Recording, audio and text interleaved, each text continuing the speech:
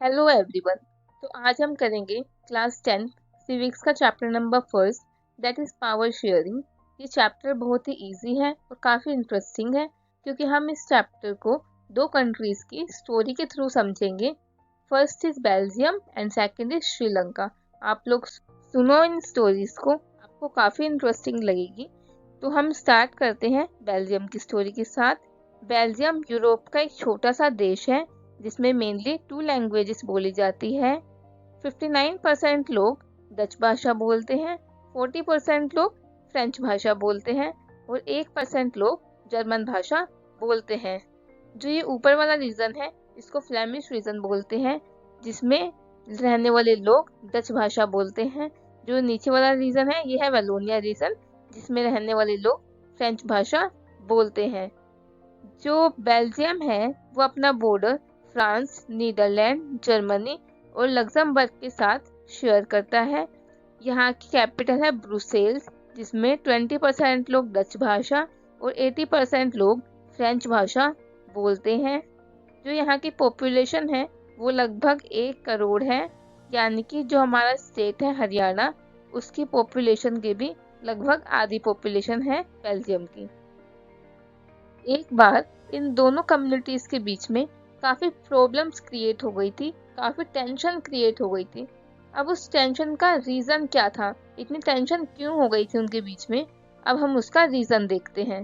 जो French speaking community थी वो बहुत ज्यादा रिच और पावरफुल थी, उनके पास बहुत पैसा था। और जो डच स्पीकिंग कम्युनिटी है उसके पास इतना पैसा नहीं था। उनकी मेजोरिटी तो थी पर उनके पास इतना पैसा नहीं था। तो डच स्पीकिंग कम्युनिटी को हर चीज का बेनिफिट बहुत बाद में मिलता था, क्योंकि वो पहले फ्रेंच स्पीकिंग कम्युनिटी को मिल जाता था, क्योंकि उनके पास पैसा, पावर, सब कुछ था। डच स्पीकिंग कम्युनिटी को हर चीज का बेनिफिट, जैसे कि इकोनॉमिक डेवलपमेंट, एजुकेशन, कुछ भी हो, सबका बेनिफिट जो है वो बाद में मिलता था। जिसकी वजह से वे बहुत ज़्यादा एंग्री हो गए थे, उनके अंदर बहुत ज़्यादा गुस्सा भर गया था। और जो ये इकोनॉमिक इनइक्वालिटी है इन दोनों के बीच में, यही कारण थी कि इन दोनों कम्युनिटीज के बीच में इतना टेंशन क्रिएट हुआ। अब हम देखेंगे कि दोनों कम्युनिटीज के बीच जो प्रॉब्लम, टेंशन थी, उसको दूर करने के लिए वहाँ की गवर्नमेंट ने क्या क्या स्टेप्स लिए। वहां पर 1970 से लेकर 1993 तक 4 टाइम्स कॉन्स्टिट्यूशन को चेंज किया गया, जिसमें ये बताया गया कि सेंट्रल गवर्नमेंट के अंदर फ्रेंच स्पीकिंग कम्युनिटी और डच स्पीकिंग कम्युनिटी के मेंबर्स की संख्या इक्वल रहेगी। सेंट्रल गवर्नमेंट की काफी पावर स्टेट गवर्नमेंट को दे दी गई। वहां पर एक तीसरी गवर्नमेंट फॉर्म की गई जो कि है कम्युनिटी गवर्नमेंट, जिसे हर एक कम्युनिटी के लोग अलग अलग इलेक्ट करते थे। फ्रेंच स्पीकिंग कम्युनिटी के लोग अपने लिए अपनी गवर्नमेंट इलेक्ट करते थे, डच स्पीकिंग कम्युनिटी के लोग अलग गवर्नमेंट इलेक्ट करते थे और सेम जर्मन बोलने वाले लोग अपनी गवर्नमेंट इलेक्ट करते थे। इसका काम ये था कि जो भी कल्चरल, एजुकेशनल और लैंग्वेज रिलेटेड इश्यूज हैं इनकी कम्युनिटी में, उसको सोल्व करना। ब्रुसेल्स, जो कि बेल्जियम की कैपिटल थी, उसमें एक सेपरेट गवर्नमेंट बनाई गई। तो ये था कि कैसे सॉल्यूशन निकाला वहाँ की गवर्नमेंट ने और सारी प्रॉब्लम्स को अच्छे से सोल्व किया। अब हम बात करेंगे श्रीलंका की। श्रीलंका में मेनली 2 लैंग्वेज बोली जाती हैं। First is Tamil and second is Sinhala. 18% लोग तमिल भाषा बोलते हैं और 74% लोग सिन्हाला भाषा बोलते हैं। जो लोग तमिल लैंग्वेज बोलते हैं वह हिंदू और मुस्लिम धर्म को फॉलो करते हैं, और जो लोग सिन्हाला भाषा बोलते हैं वो बुद्धिज्म धर्म को फॉलो करते हैं। तमिल के 2 पार्ट्स हैं, श्रीलंकन तमिल जो कि 13% है, इंडियन तमिल जो कि 5% है। श्रीलंकन तमिल वो है जो शुरू से श्रीलंका में रह रहे हैं, और इंडियन तमिल वो है जो कुछ टाइम पहले इंडिया से श्रीलंका चले गए थे और वहीं पर रह रहे हैं। 7% लोग जो है श्रीलंका में वो क्रिश्चियंस हैं, जो कि तमिल और सिन्हाला दोनों भाषाएं बोलते हैं। जो श्रीलंका की पॉपुलेशन है वो 2 करोड़ है, जो कि हरियाणा की पॉपुलेशन के बराबर है। अब हम पढ़ेंगे मेजोरिटिनिज्म इन श्रीलंका। श्रीलंका के अंदर जो लोग सिन्हाला भाषा बोलते थे उनकी मेजोरिटी थी। और जो सिन्हाला भाषा बोलने वाले लोग हैं वो ये चाहते थे कि जैसा हम चाहें कंट्री के अंदर वही हो, और गवर्नमेंट भी उनका सपोर्ट कर रही थी।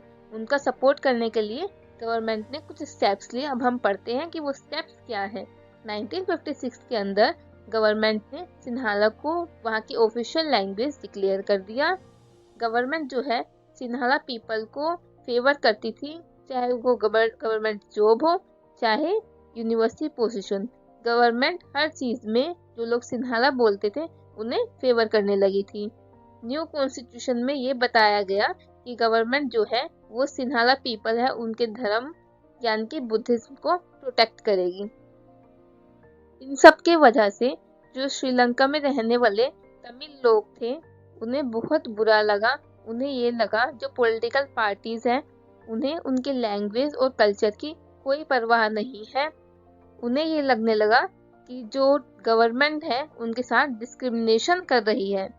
तो तमिल पीपल ने क्या किया, उन्होंने अपनी खुद की पॉलिटिकल पार्टीज बनाई और वे स्ट्रगल कर रहे थे अपने डिमांड के लिए। उन्होंने गवर्नमेंट के सामने कुछ डिमांड्स रखी थी। अब हम देखते हैं उन्होंने क्या डिमांड्स रखी थी। उन्होंने पहले ये बोला था कि तमिल को ऑफिशियल लैंग्वेज डिक्लेयर किया जाए, उन्हें रीजनल ऑटोनॉमी मिले, मतलब जिस एरिया में वो रहते हैं वहाँ के फैसले वे लोग खुद ले, कोई और ना ले उनके एरिया के फैसले। और जो लोग हैं तमिल के उन्हें इक्वल अपॉर्चुनिटीज मिले, जॉब और एजुकेशन हर चीज में उन्हें इक्वल अपॉर्चुनिटी मिले। पर जो श्रीलंका की गवर्नमेंट थी उन्होंने उनकी डिमांड मानने से साफ साफ मना कर दिया था।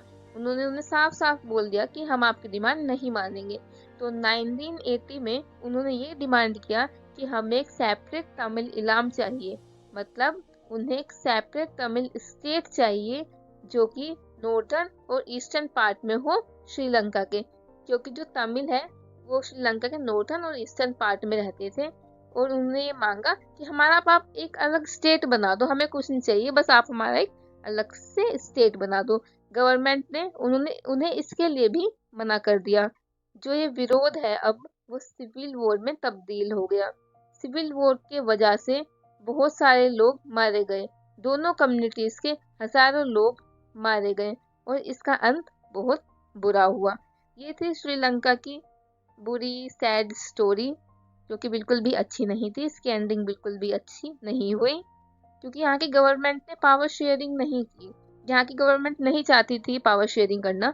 वे लोग ये चाहते थे कि यहाँ पे जो भी हो बस वो मेजोरिटी के हाथ में हो, जिसके कारण जो यहाँ की एंडिंग है आप देखिए कितनी सैड है। बहुत ज़्यादा सैड स्टोरी है श्रीलंका की। अगर यहाँ की गवर्नमेंट भी पावर शेयरिंग करती, दोनों जो कम्युनिटीज़ हैं उन्हें इक्वल पावर देती, तो फिर कितनी अच्छी एंडिंग होती। जैसे बेल्जियम में हमने देखा कि जो गवर्नमेंट है उन्होंने कितने अच्छे सॉल्यूशंस निकाले प्रॉब्लम को सॉल्व करने के लिए दोनों कम्युनिटीज़ की। पर यहाँ पर ऐसा कुछ भी नहीं हुआ, जिसकी वजह से आप लोग देख रहे हैं कि दोनों कम्युनिटीज़ के हजारों लोग मारे गए। अब हम देखेंगे why power sharing is desirable. Power sharing important क्यों है? इसके दो रीजन है, prudential reason and moral reason. पहले हम प्रूडेंशियल रीजन देखेंगे। First point is it reduces the possibilities of conflict between social group.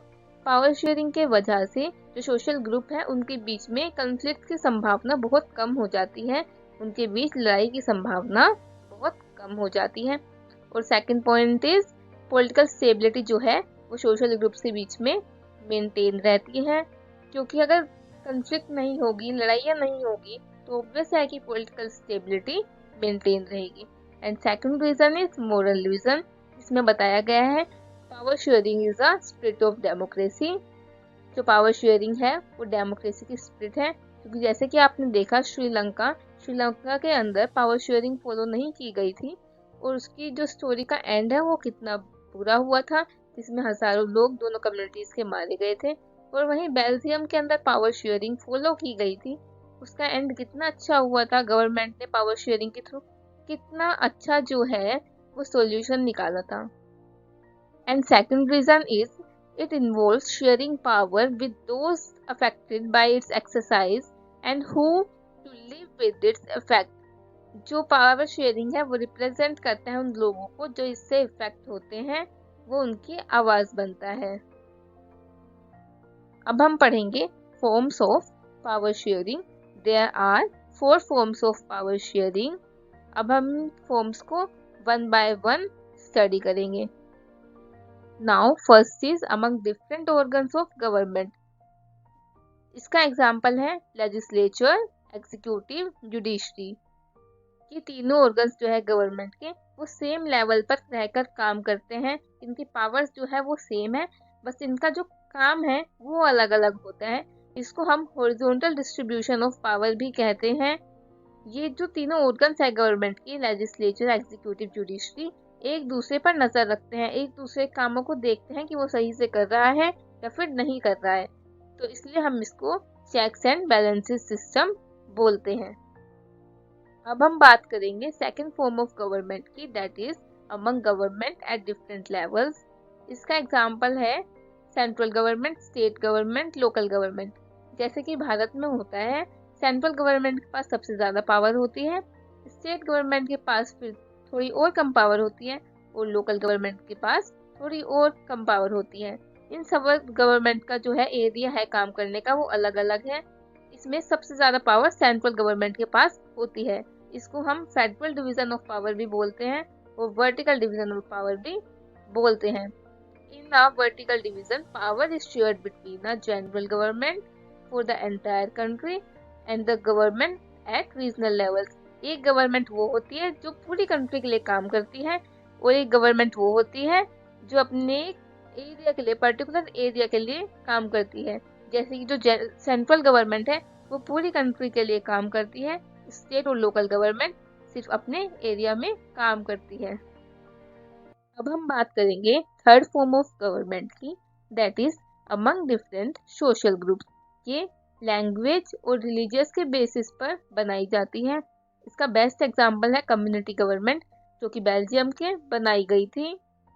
Belgium के अंदर हर एक कम्युनिटी गवर्नमेंट को ये अधिकार है, ये हक है कि अगर उनकी कम्युनिटी के लोगों को कोई प्रॉब्लम है वो उसको सोल्व कर सके। ये इंडिया के अंदर भी इसका एक बेस्ट एग्जांपल है।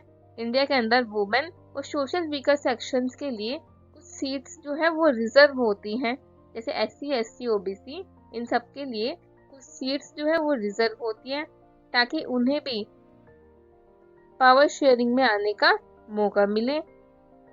It used to give minority communities a fair share in power।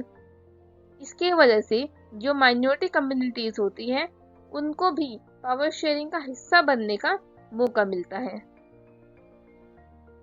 अब हम बात करेंगे फोर्थ फॉर्म ऑफ गवर्नमेंट की, that is among political parties, pressure groups and movement. Power is shared among different political parties that represent ideologies and social group.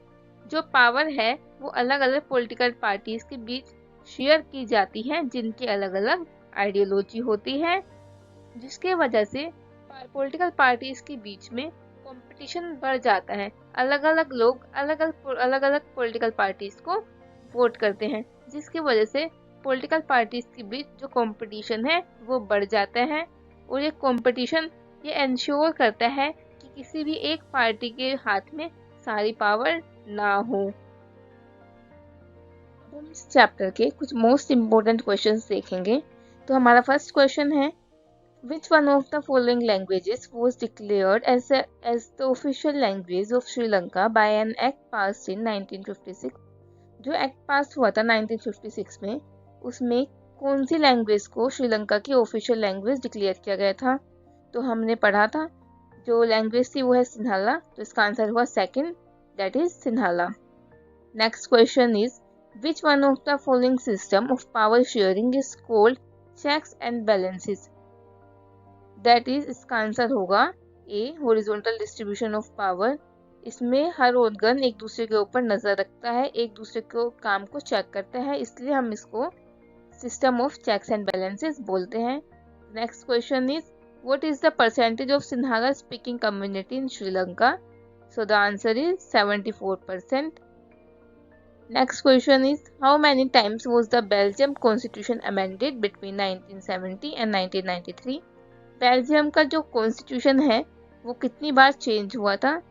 तो वो 4 times change हुआ था। तो answer is D, that is 4 times. Next question is which of the following community was relatively rich and powerful. जो French speaking community थी वो बहुत ज़्यादा रिच और पावरफुल थी। तो the answer is C, that is French speaking community. तो जो ये नेक्स्ट क्वेश्चन है वो एक 3 मार्क्स क्वेश्चन है। अगर आप 3 मार्क्स के क्वेश्चन में 3 पॉइंट्स लिखेंगे तो वो इनफ होगा। आप अपने बोर्ड एग्जाम में अगर 3 मार्क्स का क्वेश्चन है तो बस 3 पॉइंट्स ही लिखिए ना, तो आपको 3 आउट ऑफ 3 मार्क्स आराम से मिल जाएंगे। तो अब हम क्वेश्चन देखते हैं, difference between horizontal and vertical power sharing in modern democracy. जो हॉरिजॉन्टल वर्टिकल पावर शेयरिंग है हमें उसमें डिफरेंस बताना है। जो हॉरिजॉन्टल पावर शेयरिंग होती है वो गवर्नमेंट के डिफरेंट ऑर्गन्स के बीच में होती हैं, जैसे कि लेजिस्लेचर, एग्जीक्यूटिव एंड जुडिशरी। बल्कि जो वर्टिकल पावर शेयरिंग होती है वो government at different levels, government के डिफरेंट लेवल्स पे होती है, जैसे कि central government, state government and local government. It allows different organs of government placed at the same level to exercise different powers। जितने भी गवर्नमेंट के organs होते हैं वो एक ही लेवल पर रहकर अपना अलग अलग काम करते हैं। उनका काम अलग अलग होता है पर उनके पास जो पावर होती है वो सेम होती है। वे लोग सेम लेवल पर रहकर अपना काम करते हैं। पर वर्टिकल डिवीजन ऑफ पावर में जो उनका काम करने का लेवल होता है वो अलग अलग होता है। किसी के पास पावर ज़्यादा होती है तो किसी के पास जो पावर होती है वो थोड़ी कम होती है। जो हॉरिजॉन्टल पावर शेयरिंग होती है इसको हम system of checks and balances बोलते हैं, क्योंकि इसमें सभी ऑर्गन्स एक दूसरे के ऊपर नजर रखते हैं, एक दूसरे के काम को चेक करते हैं। और जो वर्टिकल पावर शेयरिंग होती है इसमें जो पावर होती है वो हायर लेवल के पास ज़्यादा होती है और जो लोअर लेवल ऑफ ऑर्गन होता है उसके पास कम होती है। अब हम नेक्स्ट क्वेश्चन देखते हैं, question number 7, why power sharing is desirable, explain by giving prudential and moral reason. Power sharing important क्यों है, हमें इसको 2 रीजन के थ्रू बताना है, प्रूडेंशियल और मोरल रीजन। पहले हम प्रूडेंशियल रीजन देखते हैं। इसमें हमें बताया गया है कि जो पावर शेयरिंग है वो दोनों सोशल ग्रुप्स के बीच में कंफ्लिक्ट की पॉसिबिलिटी को कम करती है। जो लड़ाई होने की संभावना होती है सोशल ग्रुप्स के बीच में वो कम हो जाती है। Since social conflict often leads to violence and political stability. अगर कॉन्फ्लिक्ट होता है दोनों सोशल ग्रुप्स के बीच में, लड़ाइयाँ होती हैं, तो उसके कारण से वॉयलेंस और पॉलिटिकल इंस्टेबिलिटी आ जाती है कंट्री के अंदर। तो it's a good way to ensure the stability of political order. तो पावर शेयरिंग एक गुड वे है इंश्योर करने का पॉलिटिकल स्टेबिलिटी कंट्री के अंदर। Imposing the will of majority community over others may look like an attractive option in the short run, but it's the long run it undermines the unity of the nation। अगर majority rule करती है country के ऊपर वो शुरू में अच्छा लगता है, पर बाद में जाके वो मेजोरिटी कम्युनिटी होती है वो उसको ही नुकसान पहुंचा देता है। जैसे कि हमने श्रीलंका में देखा, वहां पर मेजोरिटी ने पूरी कंट्री पर रूल करना चाहा था पर ऐसा नहीं हो पाया। और शुरू में तो उन लोगों को अच्छा लगा, बाद में जाके उन्हीं की कम्युनिटी के हजारों लोग मारे गए थे। अब हम देखते हैं moral reason. Power sharing is the very spirit of democracy. जो पावर शेयरिंग है वो स्पिरिट है डेमोक्रेसी की। जैसे कि अभी मैंने आपको एग्जांपल बताया, श्रीलंका में पावर शेयरिंग फॉलो नहीं की गई थी तो वहाँ पर गवर्नमेंट अच्छे से वर्क नहीं कर पाई, और बेल्जियम में पावर शेयरिंग अच्छे से फॉलो की गई थी तो वहाँ की गवर्नमेंट भी सही से वर्क कर रही थी। And the second point is it involves sharing power with those affected by its exercise and who have to live with its effect। तो अब हम नेक्स्ट क्वेश्चन देखते हैं। ये क्वेश्चन हमें केस स्टडी फॉर्मेट में दिया हुआ है, तो चलिए केस स्टडी को रीड करते हैं। बेल्जियम एक छोटी सी कंट्री है यूरोप के अंदर। इसका जो एरिया है वो हरियाणा से भी छोटा है और ये अपना बॉर्डर शेयर करती है फ्रांस, नीदरलैंड, जर्मनी और लग्जमबर्ग के साथ। जो इसकी पॉपुलेशन है वो लगभग 1 करोड़ है, यानी कि जो हरियाणा है उसकी पॉपुलेशन के भी आधी। अब हमें इसमें एक एथनिक कंपोजिशन बताया हुआ है बेल्जियम का, तो देखते हैं इसका एथनिक कंपोजिशन। 59% लोग फ्लैमिश रीजन में रहते हैं और डच भाषा बोलते हैं। 40% लोग वेलोनिया रीजन में रहते हैं और फ्रेंच भाषा बोलते हैं। रिमेनिंग 1% लोग जर्मन भाषा बोलते हैं। इसकी कैपिटल जो है वो है ब्रुसेल्स, जिसमें 80% लोग फ्रेंच भाषा बोलते हैं और 20% लोग डच भाषा बोलते हैं। इसमें कुछ क्वेश्चंस भी दिए हुए हैं, जैसे कि हमें पहले में बताना है कि बेल्जियम का एथनिक कॉम्पोजिशन क्या है, सेकंड क्वेश्चन में बताना है कि इसकी कैपिटल क्या है, और थर्ड क्वेश्चन में ये बताना है कि बेल्जियम के अंदर जो प्रॉब्लम्स हुई थी उसका वहाँ की गवर्नमेंट ने क्या सोल्यूशन निकाला था। अब हम इसका आंसर देखते हैं। क्वेश्चन नंबर फर्स्ट का आंसर होगा हमें इसमें, जिसमें एथनिक कॉम्पोजिशन बताना था। कंट्री का 59% लोग जो है वो फ्लेमिश रीजन में रहते थे और डच भाषा बोलते थे। 40% लोग वलोनिया रीजन में रहते थे और फ्रेंच भाषा बोलते थे। सेकंड क्वेश्चन में हमें इसकी कैपिटल बतानी थी, जो कि है ब्रुसेल्स। थर्ड क्वेश्चन में हमें बताना था कि जब प्रॉब्लम्स हुई थी उसकी गवर्नमेंट ने कैसे सोल्व किया था। तो देखते हैं कि गवर्नमेंट ने क्या क्या किया था। वहाँ पर जो है सेंट्रल गवर्नमेंट के अंदर डच और फ्रेंच लैंग्वेज बोलने वाले मेंबर्स की जो संख्या है वो इक्वल कर दी गई थी। सेंट्रल गवर्नमेंट की बहुत सी पावर्स स्टेट गवर्नमेंट्स को दे दी गई। ब्रुसेल्स के अंदर जो वहाँ की कैपिटल है, एक सेपरेट गवर्नमेंट बनाई गई।